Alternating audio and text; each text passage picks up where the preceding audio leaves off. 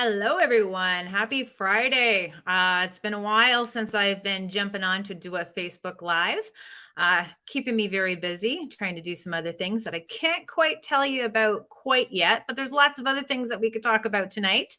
And I brought a fantastic guest for us to talk about it. So before we get into meeting my special guest here, I just want to be able to reach out to the members and say hello. You guys are doing a great, helping each other within the group, answering each other's questions, giving each other's tips, and being there for one another. This is what Ontario Landlords Just Watch is all about, is to create a safe place for landlords, property managers, realtors, and paralegals to come together and to advocate for one mission. And that is to create a better, fair, and a proper housing system for good landlords, good tenants, and taxpayers.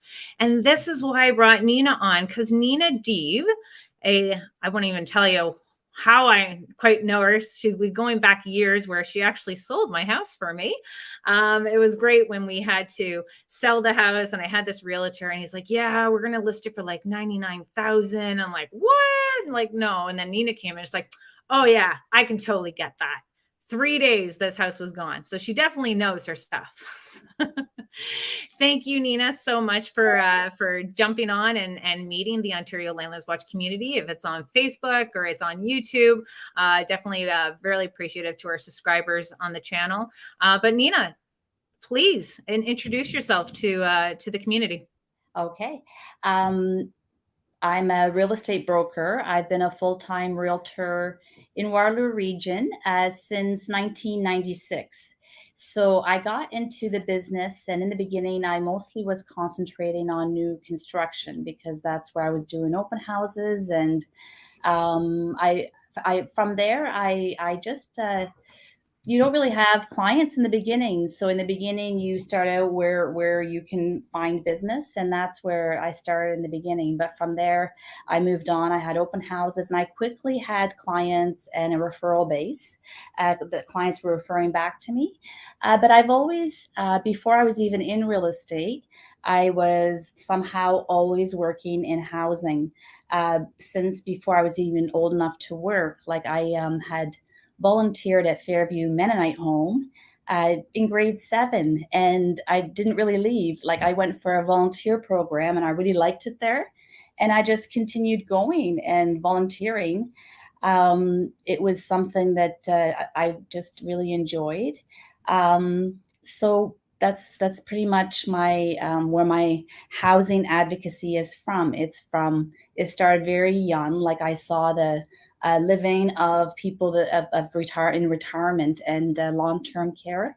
That's the type of living I originally was introduced to, and it just went from there. So, And that's how we get in, just a little bit of passion coming in from real estate. And now, guys, you should see her. I have her link in her YouTube channel. Please check out her videos of what she's been doing and how she's been advocating, because she's branching off into something even bigger. We're working on like the Residential Tenancy Act, the Landlord and Tenant Board. We'll definitely talk about some social services, but this girl is digging deep. COVID did something good for us when we got Nina aboard, and she got really involved into learning about everything that's been happening from different policies and legislations and taxes. Now, before we get in, because we got lots of different things that we talk about, and Nina and I are going back on the phone all the time. And recently we got to announce from their government, thank you guys, thank you for that 2.5%. And a lot of people thought it was new. They're like, when did this cap come in? And we're like, this has been involved since 2017, and this is the part where, if more and more people were advocating, we could have potentially prevented that 2.5% cap. And now, even with the 2.5% cap, there's still tenants out there that are complaining that, the landlords are going to raise it to another 2.5%. But they're also complaining about the AGI. What's your thoughts on the 2.5% and the overall rent cap? So it's really what we have the government telling private businesses what they can do with their private businesses, and restricting them on not even an increase of what the costs are for the landlord. So the landlords have had even the property tax increases. So my property taxes here have increased My property taxes have increased here $536 from last year to this year. So everyone just recently saw their property taxes. So, and also I have a duplex, and it's the property taxes there have increased five like in within 4 years, like since COVID, it's gone up almost $600. So you think about what you were allowed to have, and then I have insurance, you have upkeep, I have put a roof on there, a boiler. Like, you think about what that does to landlords, as far as capping them. They're really either forcing landlords to sell their properties or to move into them, or when you have a housing crunch like this, chances are that landlord probably has a family member that could use the unit, and it's really creating an unfair.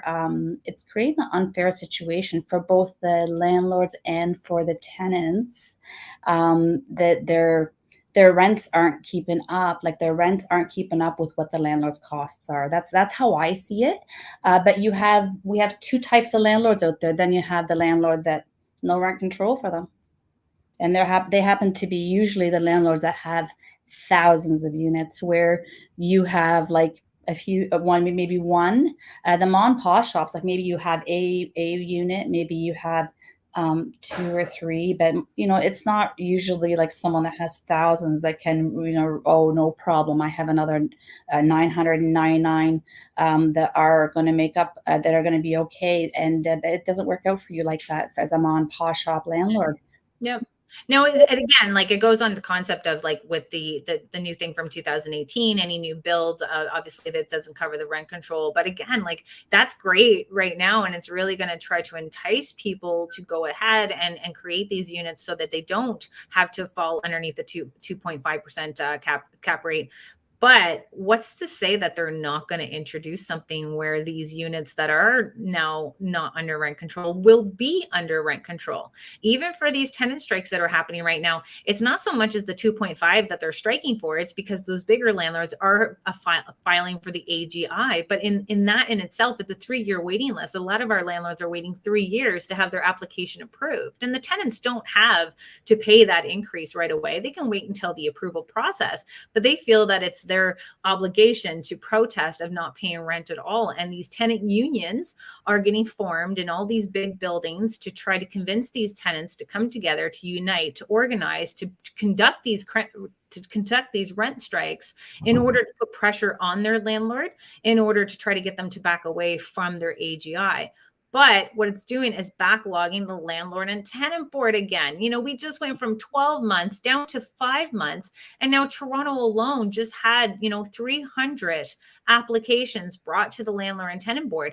And it comes down to, guys, that this is a symptom of rent control. What we see now, the government has made landlords the social franchise, or the social service for the government, without proper compensation. We've been holding on as long as we possibly can while they're increasing rents, increasing utilities, increasing taxes. KWC is seeing like a 10% property tax increase. So how do they expect the landlords to still hold on to these properties, still service this building, to still maintain it, and at a negative cash flow? Like, they always consider that rentals are a investment, and so there's a win and there's a lose, but it shouldn't be considered a business, because now they're deeming housing to be a human right. A human right. What do you think about that one, Nina? I prefer to have property rights. Given the choice, do you want human rights or property rights? I say, well, no rights are possible without property rights. Mhm. So property rights must exist in order for human rights to sustain human rights. One is one is the trunk and the other is the branch. So I don't think that one exists without the other. You have to have property rights, and that's what's missing.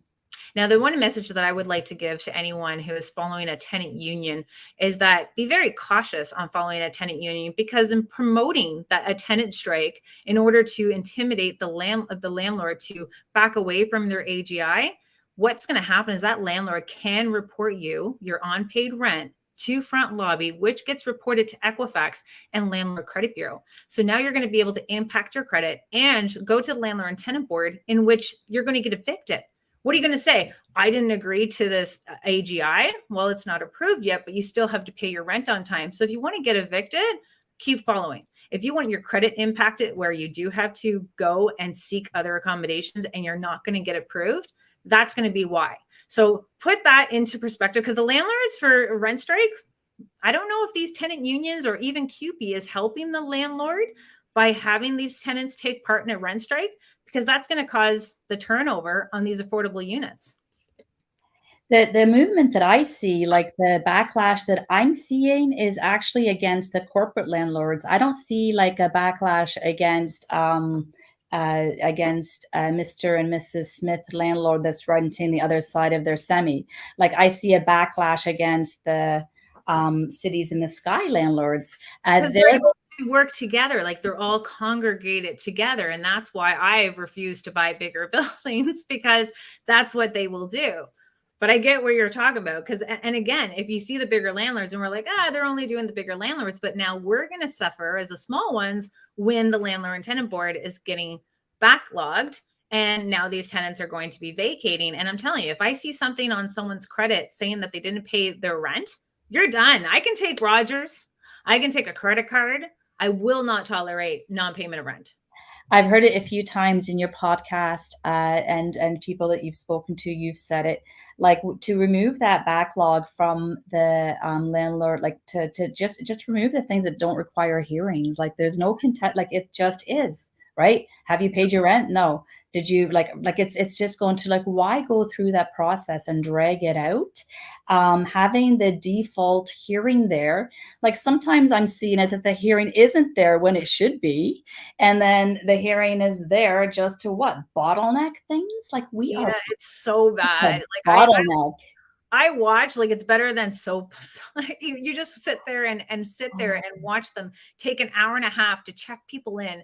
Then there's a glitch in the system. Everyone's gone. And now as they're calling people, they can't even, the people that they've initially called are no longer there, and they got to do the process all over again. Like that's and the number one application at the board is non-payment of rent. So instead of, hiring adjudicators, another 40 of them for $6.5 million, why aren't we utilizing that money for a rent relief program? Why aren't these tenant unions and the tenants calling upon the government to help them with a portable housing benefit, to help them cover that rent increase? But unfortunately, the government has pegged landlords and tenants against each other. And that's why we're always trying to represent good tenants to keep things affordable. In order to keep it affordable, we need to be looking at landlording and rental properties as a business and look at that overall cost. So you could talk about all of everything that just increases: our property taxes, our insurance, our maintenance, the supply chain of getting our product now is crazy. But now we're looking at taxation. What do you have on the new taxation? Well, they're actually treating, they're dealing, the prescription for the housing shortage, like not having enough housing, has been more taxation, which just frustrates. It's like I'm not aware of any society anywhere that was able to tax themselves out of a housing crisis. It's actually, they're just making it more expensive. So like even on the foreign buyers ban, they introduced, like they had, I made notes on it because I was just looking, thinking, how does that help? The foreign buyers ban, the 2-year ban that the federal government brought in, they brought in amendments and they put in 4 loopholes into this foreign buyers and through these amendments.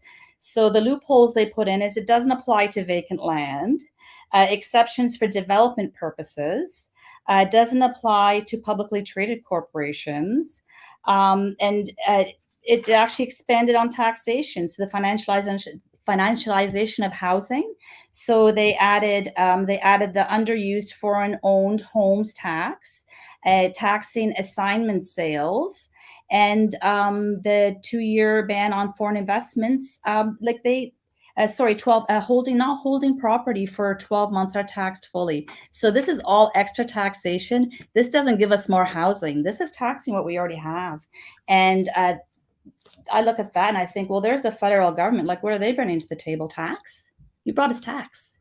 Like, they didn't even bring us the ban of where we needed it. They didn't ban the players that we needed to be banned. They actually changed the rules after to to make exceptions for these big players, the publicly traded corporations, the real estate investment trusts, and these corporations coming into working within Canada.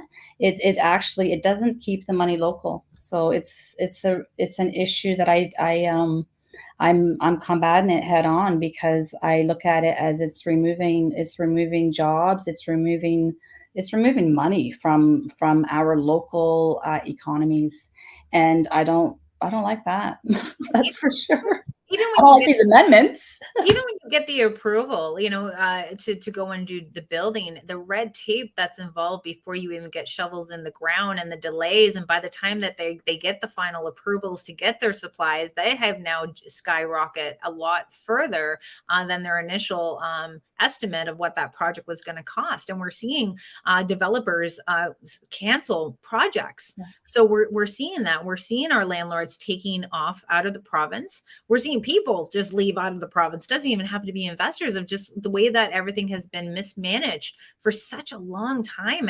And no policy that's come out has done any changes to it. Instead, it's making it worse, even through the mass immigration that we have, that our shelters are now screaming from the rooftops in Toronto that they are full. They are full. They are sleeping on the streets. And now the federal government had to come out again with our money to go and say, here's $200 million in order to accommodate the newcomers coming to Canada. When meanwhile, we have our own problems. Like, how are they thinking that this is a way to dig themselves out of this housing crisis by bringing more people here that are not jumping into the trades to get these properties built? They're not trades ready. Like, not only like we talk about economic immigration, and we're bringing people, like we're trying to bring people specific to try and help with building homes. Are they going to show up and just start building homes right away?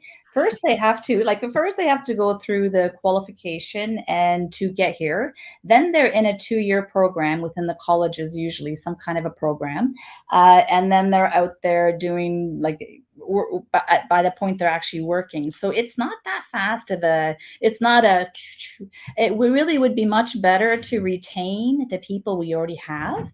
Yeah. But the people we have now, where are they supposed to live? Like, so think about, like, my trades have left. Like, most of my trades people are gone. They moved far away. They left the province. Yeah. And I'm looking around. I don't really see that young people are getting into the trades, and it's quite disappointing. They're trying to make all kinds of changes to push the youth into trades, but it's not working. Like, all this That's intervention, all this government intervention, like, it's historically known that the government intervention makes it worse. And it everything has they touch does not freaking work. Like, this is all why the we're part. now, it like, how like everything you touch turns to gold. I'm like, everything they touch turns to shit. That's just typically what we're seeing with anything that our government, because it's too much red tape. It's people who are not qualified to do the jobs. I'm happy to say that for the conference that we have coming up on October 28th, we actually have the president of the Residential Construction Council of Ontario, because this is something where they have their problems, realtors have their problems, tenants have their problems, the landlords, and then we have our construction and everything like that. We have to understand that there's multiple people, but they don't have the right people at the table. And that's why we continue to speak loud. You're doing it, I'm doing it, constantly telling our landlords to start getting up, because I don't even know if it's even attainable anymore. Like, they keep saying, like, affordable housing. It's not even about affordable housing anymore. This is almost just to stabilize it. We're just trying to stabilize what's happening, because these rates are going up very, very quickly. It's causing homeowners to now be forced into the rental industry, which they are now going to be prime candidates for people who are going to be renting out their homes. And now we have our tenants who are having to be in rental units. They're not going to be getting approved, and we're creating more housing encampments. It's a sick system. Like, what I see, the most development I see around is the encampment. So the illegal building, call it whatever you'd like to call it. That's the most. That's the most building that I see. I see cities in the sky, and I see encampments. And the encampments, these are humans living in these conditions. It's everyone. It's easy to look the other way, but it's not going to cure. We're not going to cure what's happening here. It's getting worse. The more intervention we have, the worse it gets. And on the budget, like look what they invested on the budget. Like I asked for $15 billion. They laughed at me. It was like I think they just probably thought, did she just say that? I asked for 15 billion. Well, there's 444 municipalities. Like, there's a lot of money needed, right? And I thought, well, the municipalities, I don't think they're going to come here and ask for it. Like, they just, I better go ask for this money for housing because we really need it. Everywhere I've been throughout Ontario, it isn't just Ontario, but I've been all over Ontario, and I see the people that are experiencing uh, homelessness. Like this is a product of bad policy making. We must fix this without making it worse. It's actually being made worse. We're applying more of the same. Let's give more. Let's give more. I was like, this is getting worse. Well, and that's where you get into the nonprofit organizations. I know we've had our talks on the phone. Like thoughts on the private or these nonprofit organizations that are coming to the rescue, asking for government grants, asking for funding from the government, but are they making the situation better, or are they making it worse? If you look at the red tape and the regulations, so I saw it, it's making it worse. The not-for-profits make it worse in many ways, because when you are trying to put something alongside something that isn't taxed, and they're both supposed to be doing the same thing, so it's a pretend capitalism. We've created a pretend capitalism where one, and not just that, the not-for-profits are, by building what they're building, they are able to shift their development charges, which are billions of dollars, to the rest of the tax base. So why are our taxes going up? Whoever does own property, they're going to be taxed out of it.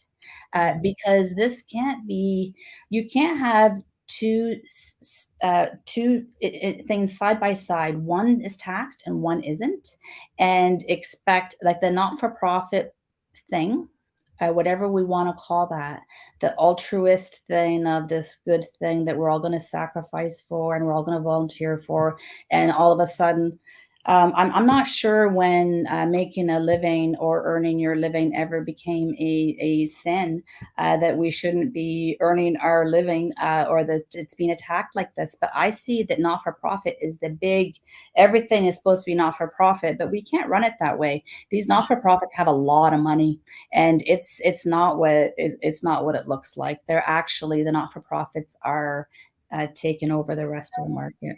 Oh, you should see the new position that CUPE, so the Region of Waterloo, is hiring for someone to be a supportive housing for tenants to help them avoid eviction. It's going to be $40 to $45 an hour with 35 hours a week.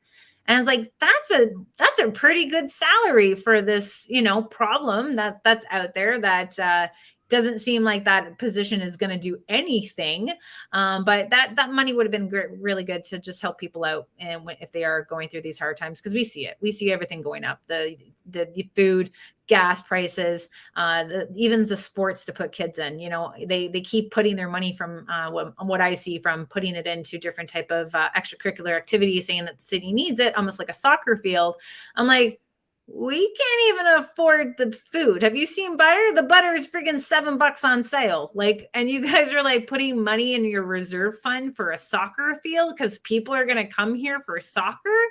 Like, we need some good people on council, but unfortunately, it's look at who's going to go on a part-time job and put their face on the line for the entire city in order to make these proper changes. And if they do have the skill set and the experience, they're not going to be able to do anything because it's a conflict of interest for them. So it's going to be like a fish swimming upstream. But we have to kind of divide ourselves between, here's the government. This is what the taxpayers' money. This is social housing. This is the private sector. Then you have your nonprofit, which is obviously, they're making money. It's just about how they put it there and how much they pay each other and what's on the chosen ones. Those are the chosen ones.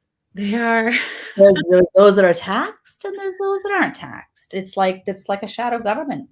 It's Now, people are probably wondering, how do I become one of those chosen ones, right? Thinking I that don't want to be. Like, I really don't want to be. I want everyone to just pay their share. Like, I just don't think that the reason things are so expensive is because the shifting of development charges, the shifting of water bills, the shifting of it's just shift, right? And landlord licensing, it's more tax grabs, and it's like you keep taking away from that in particular project. That project is going to crumble. It's like, call it Jenga. We should have had the conference theme as Jenga. it still has Take cost. this piece out. Like, these things still have cost. Like, you're waving it onto somebody else. Like, come That's on. we have like No, 9,300. wave it over here onto the rest of these people. I'm just going to keep all the profit for myself. You That's know what the 9,300 units that they're building in Kitchener? What do you think about that? I was reading that. I actually have the paper here. So much of it is deemed that it's going to be affordable units. So I'll do the calculations on that, and I'll see how much the development charges are going to be going on to my taxes. Since I'm a Kitchener taxpayer, I'm a Cambridge taxpayer. I'll wait and see, but I'm keeping an eye on that because I delegated against that. I testified and I said, like, the taxpayers aren't interested in having these charges put on us. So I testified as a taxpayer. I both at the city of Cambridge and at the region, and I specifically said we do not want these charges. That the developers must pay their own development charges if they want to be welcome within our communities, and that the shifting of development charges onto us is inappropriate. And after that, like after I did that delegating, the province then came out with their province-wide waiving of development charges. Yeah. And it was the same thing there. I registered to speak. They wouldn't even let me speak on it. They wouldn't? I remember back in the day, I used to get buzzed every time I was like beyond that 5-minute mark. And I'm like, are you serious? Now think about that for a moment, okay? Here, like, I know that you're not being paid to be there. Like, here you are there. You've gone through the bill. You've read the bill. You're familiar with what you have ideas on what would be better. You put this thing in, you put this thing in writing, you go to speak, and they're just waiting to push the eject button on you, right? Yeah. And I'm thinking to myself as a taxpayer, it's like, I want to listen to Kayla speak. Like, that's representing us. But when they have a big project and they're presenting it 20 minutes later, these people are completely, and it's all for what they're looking for. Yeah, I watched them. I actually asked, and this is on the record, and I'm proud of this. I'm quite proud of this. I wrote I just saw things going really bad, really fast, and I was getting calls from all kinds of people, landlords that weren't receiving rent, that couldn't, like, the unmortgaged properties. I had tenants that were being kicked out of one place after the other. Like, every place they were in, the landlord needed it for themselves, or the landlord's selling it, or just one place after the other. And it was just like people were always on the move. I saw people have to move and move and move. Nobody had any stability. And I did a study, and after I was done it, I registered at the city of Cambridge with council and with the region, asking to present my study. And you watch the corporations walk in there. Now, keep in mind, these guys don't pay any taxes. Like, a lot of these things, they're getting their taxes waived, and they're on the receiving end of anything that's if the taxpayers' money is being doled out, and they're there to receive it. Same with the waiving these development charges. They get to go in there, and you saw the presentations they get to put on.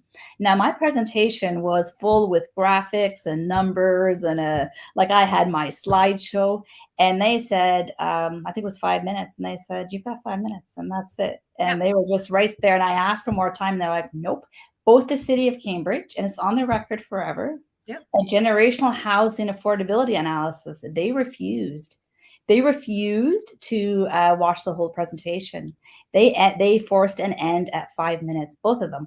And so I look and I say, when people say, why don't you talk to politicians and say, well, here's been my experience. I think all the councillors sat there, and they just said, yeah, no, we only need to hear 5 minutes of what you have to say. I'm a volunteer. And you know what? Call them out for the which ones are really open to what you actually have to say, and the ones that are just dissing you up because they come from some type of party politics or they have a personal agenda at hand. Because some of these and these developers, when they're going ahead and getting these development waived, but then they have market rent units that are new, so they're not going to be under rent control. They're going to up the whatever they're losing here, they're going to put it in the market rent units that they're building. And the definition of affordable was changed. They pulled the wool over those counselors' eyes so bad. As soon as I read it, I'm like, you guys got played. The taxpayers got played. Good luck to you. The counselors won't listen to the taxpayers. So when we say they get played, and then of course, every time you have new counselors, you're having to train your counselors. Like you're having to go there and tell them what's going on. And the Minister of Housing is the same.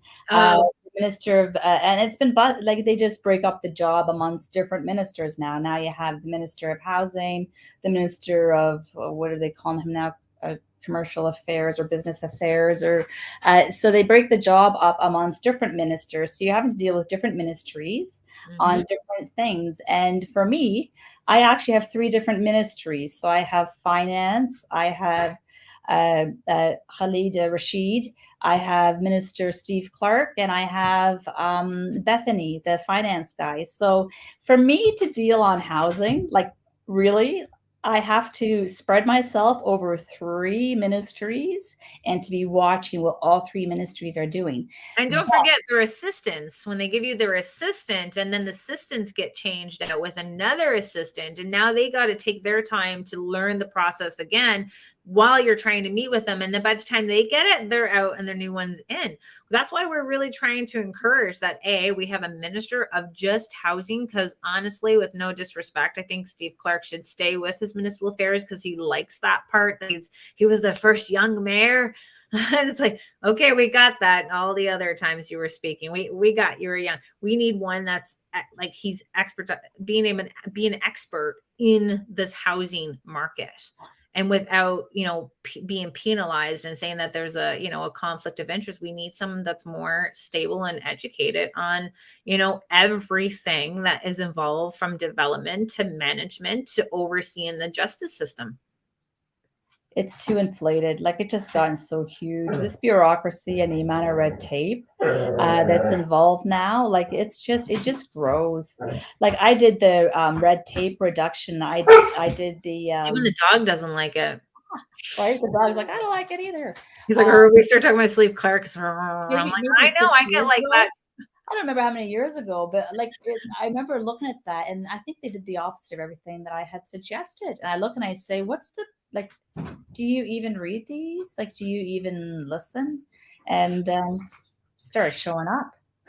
Now, give me 5. We want your 5 recommendations. I know we're not going to be able to think we can fix, like we have 20 issues that we want to go on. And any type of advice we get is like, pick 3. I'm like, I know you guys can only handle 3 things. I'm like, so what would be your top 5 to really impact, the creation of housing, to bring fairness, and to keeping the landlords, in the unit, let's say, because it feels like landlords in Ontario are being evicted. And I hope that anyone who's watching from outside of Ontario don't even think that this is a good place to be right now. So we want to educate on other places that we might be investing in. And that's only going to be the tip of the iceberg of what's yet to come, because this problem is going to blow up pretty big.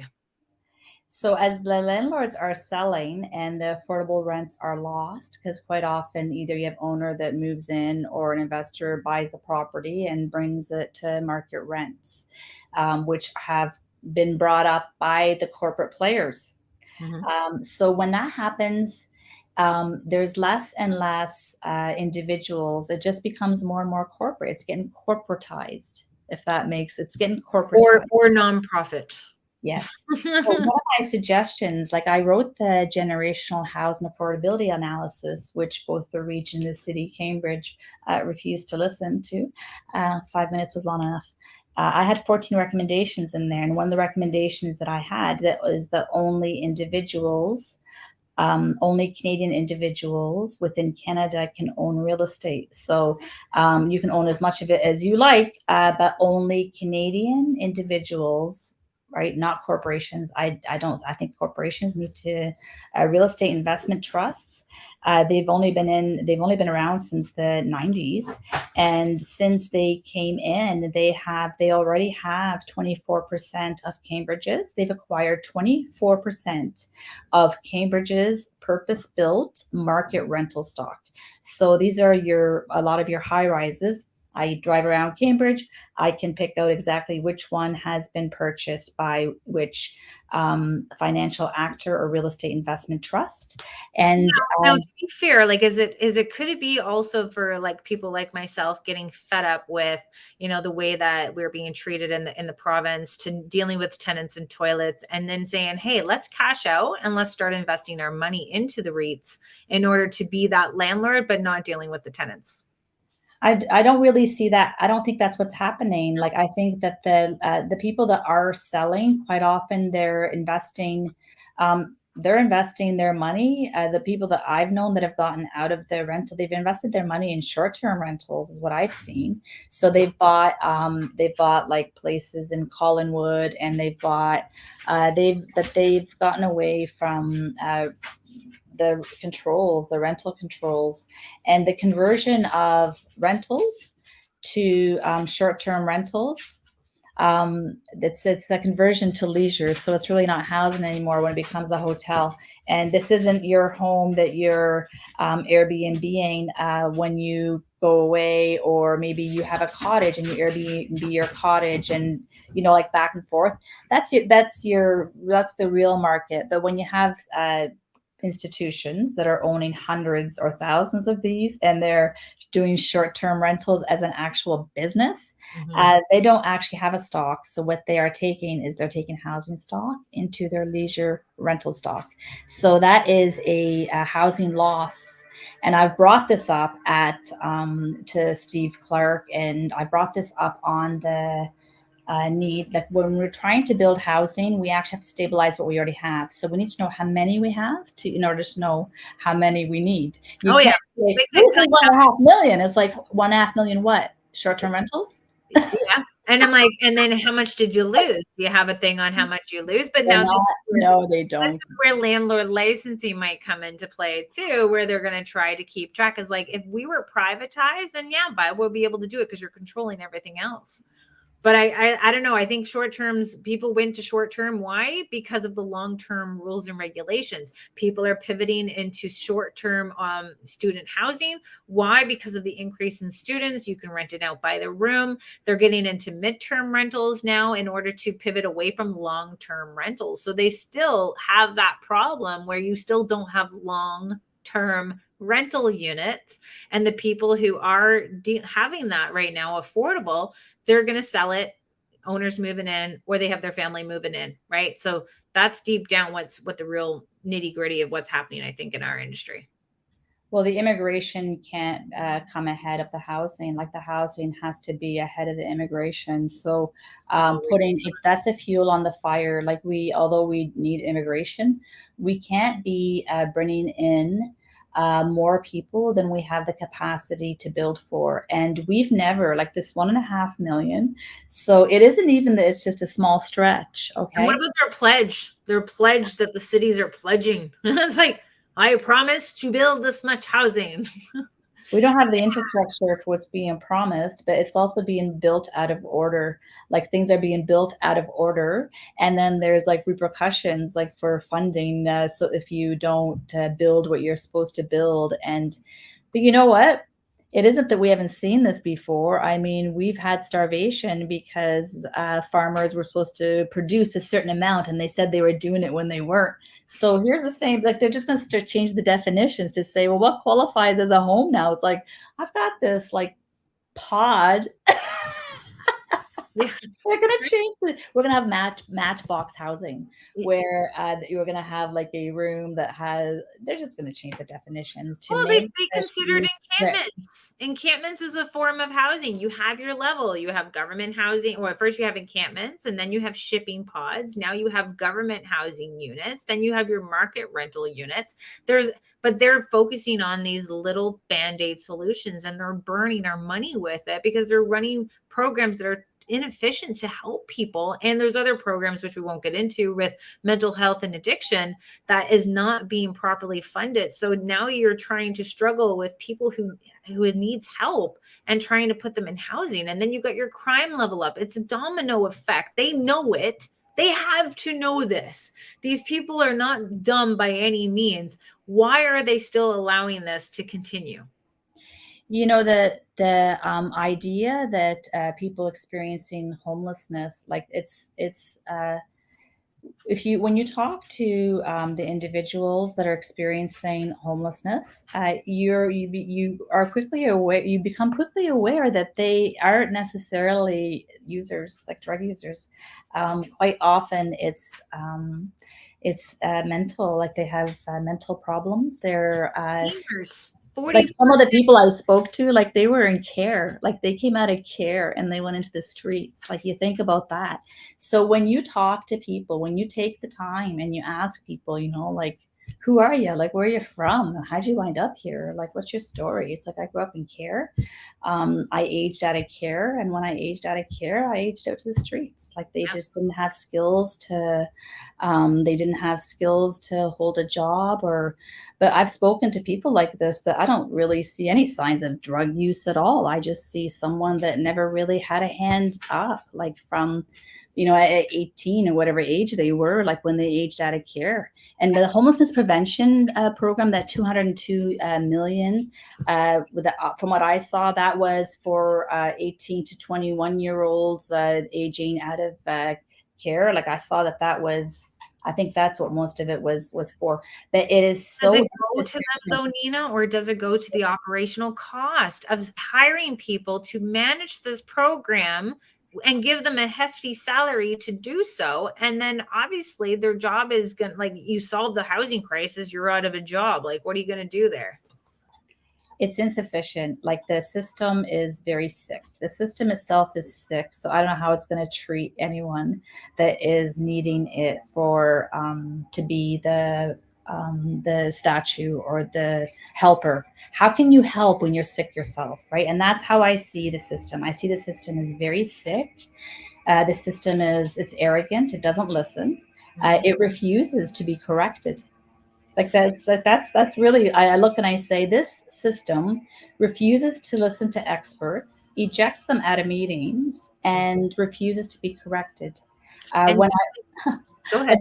do you feel like you're listened to when you come forth with your recommendations, and like do you feel Feel that they're you're using me. I think they're using me to say, this is what you want. Okay, we're going to twist it and do the opposite yeah. because we need to promote ourselves to the tenants to gain that vote. And it's always about playing politics.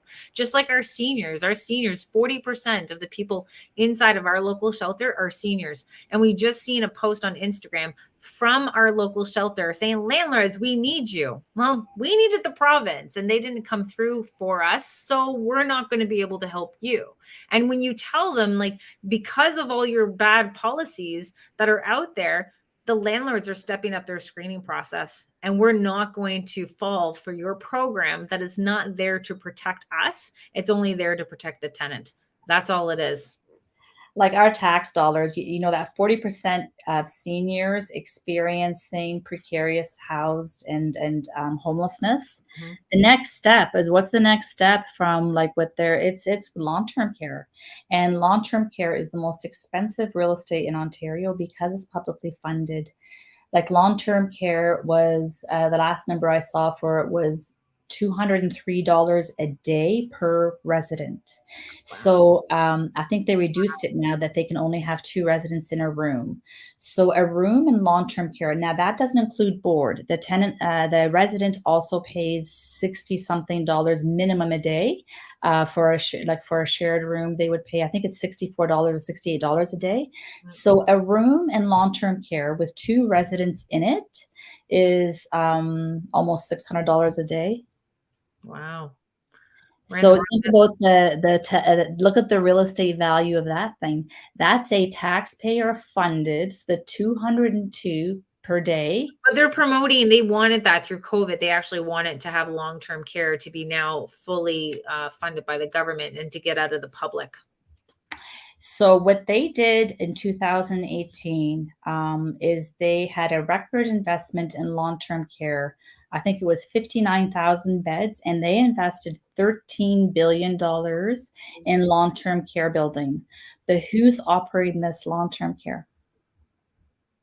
This long-term care, like this money, if you look at who the long-term care providers are, in behind the scenes, you see like our former premiers there on these board of directors of these private corporations. There's Mike Harris there at Chartwell, like Queen Square, that's Chartwell. There's Ernie Eves was on the board of one of them, Seneca Living or something, one of them. We had and so you just look at who these board of directors are. It's like, well, there's a familiar name. Yeah. Well, there's a familiar name. When you're looking to see when you follow the money, and I'm following the money as like, that's that $202 a day. Think about the people that right now are precariously housed are not, the 40% of the people that are experiencing, like you said, homelessness. $202 a day for long-term care. We have money for that. Well, we're paying $3,000. We don't have money for we can keep these people are kept like without homes. We have $3,000 a day or $3,000 a month, sorry, for people living in motels. Yeah. I'm like, for a month. And I'm like, for 3,000 for, I'm like, this room. I'm like, your shit is backwards, guys. This is about the inefficiency. I don't think they have anyone to looking at each chapter and say, here's the inefficiencies within the system. Now we got talking about your solution of number 1, which is obviously getting the corporates out of it. But I think they're the only ones that are going to help the government now, because the landlords are, they're sacking up and with their little hobo bag and taking off. But what would be number 2? What else can we suggest to our elected officials? The changing the definition of affordability doesn't make anything affordable. So the whole play on words, like this whole, we're just going to change definitions and all of a sudden things are going to be affordable. Incomes have to be incomes are what the incomes are. When rents are above, and we're actually subsidizing this type of housing now. So this housing that's so expensive, this luxury housing, right? Look at them. Like I sent you the one earlier, $4,625 a day, a month. So that's an apartment.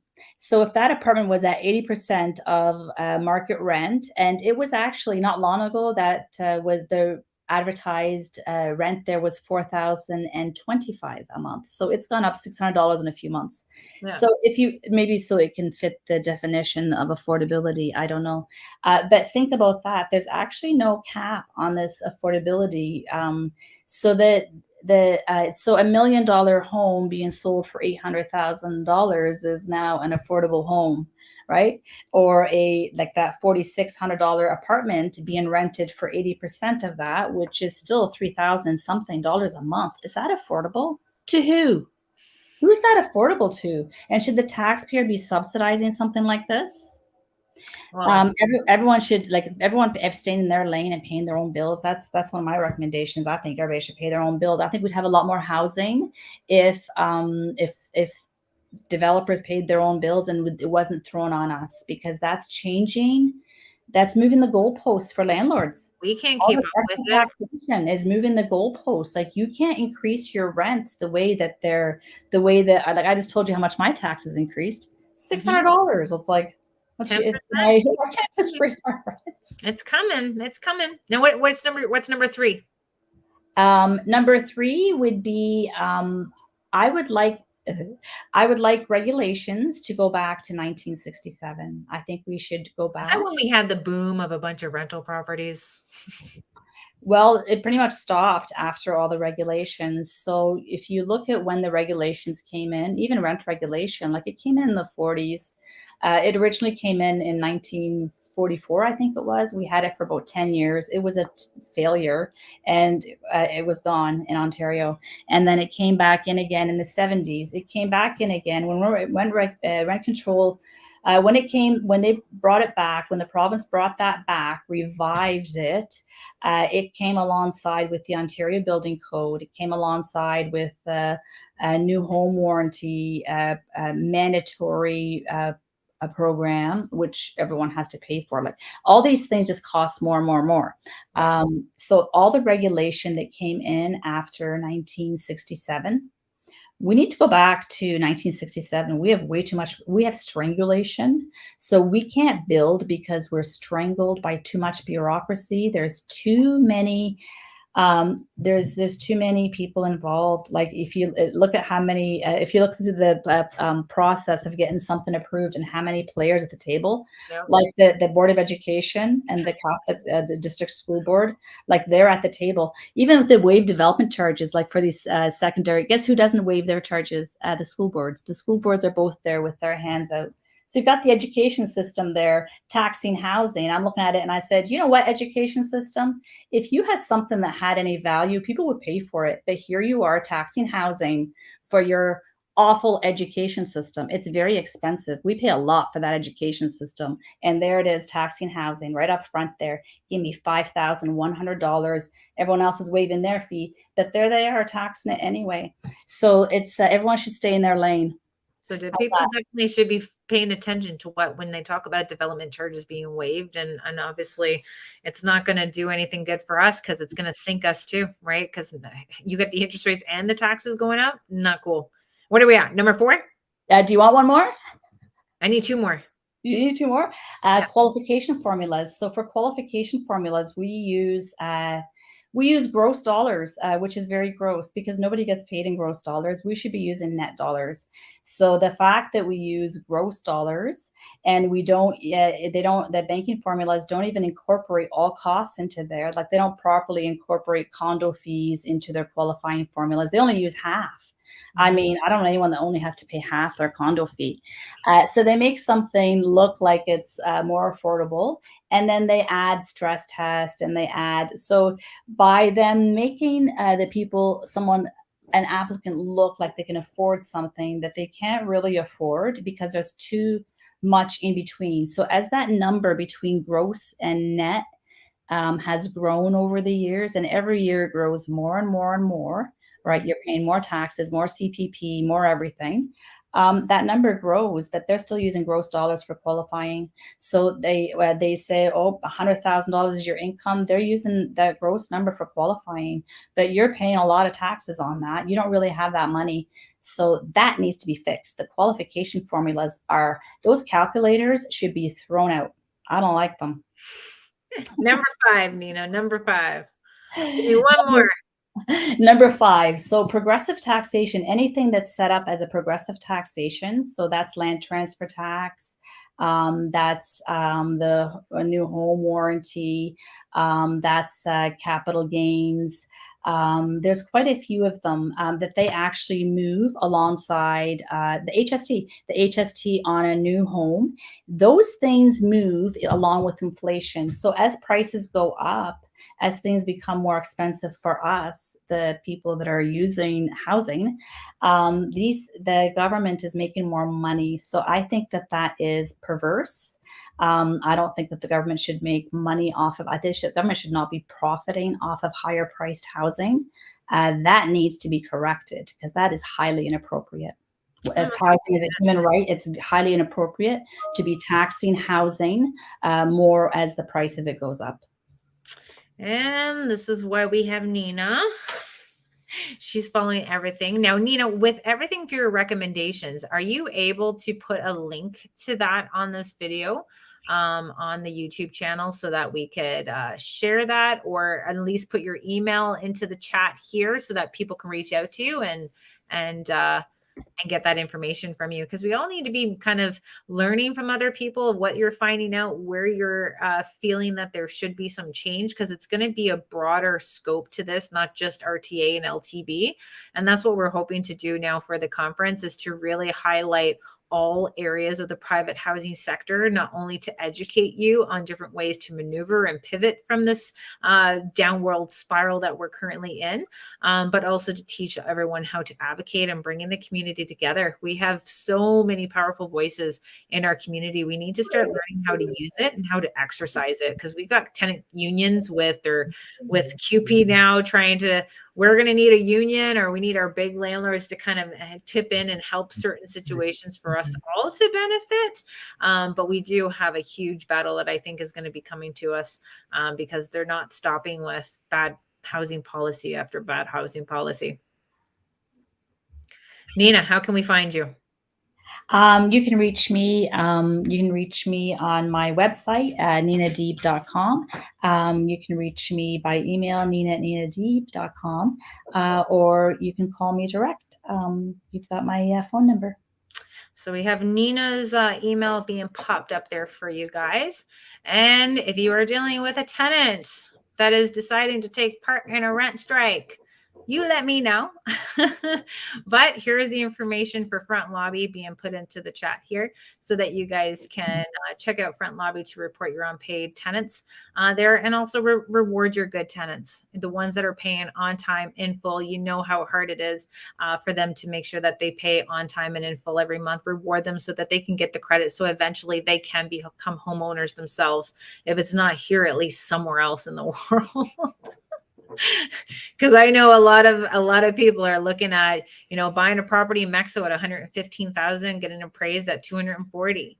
This is where the numbers make sense, and this is why the landlords are like, how much more can they take? So it's really disheartening to see that it's just too many people, too many hands in the cookie jar, or too many cooks in the kitchen, and everything is getting burnt. So I'm going to bring the right cooks to the kitchen, and we'll see exactly how we're going to twist this advocacy efforts after October 28th. So our registration is hopefully to be live on Monday. Fingers crossed that we can open up the registration for the early bird pricing for our conference coming up on October 28th in Cambridge. It's going to be from 1 p.m. to 9 p.m. With a cash bar and music afterwards, to network, to mingle, to become a stronger force for this private industry, and honestly, to learn from each other. You guys are so powerful in this group, and you see the communication that's happening. And I want to connect people like Nina to the right people, and really come together as a proper task force, hint, hint, that we could be creating. So Nina, thank you so much for coming on and sharing this tidbit with us, to know what you're doing. And thank you for having me. What you're doing. We need more. Don't be afraid, guys. This is our taxpayers' money. This is our industry. We're trying to do this to benefit everyone. Don't be afraid to speak up. Get on your Facebook, get on your Twitter.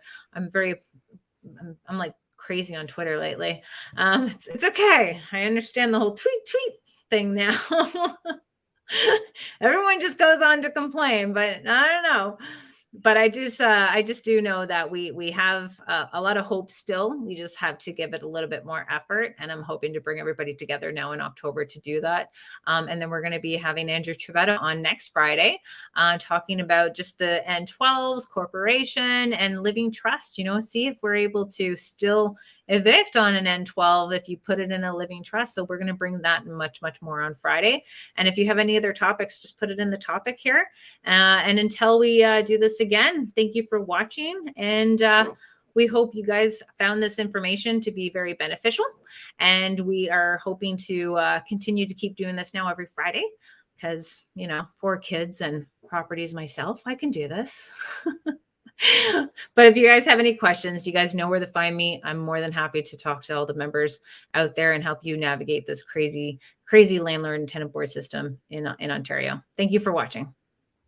Thank you.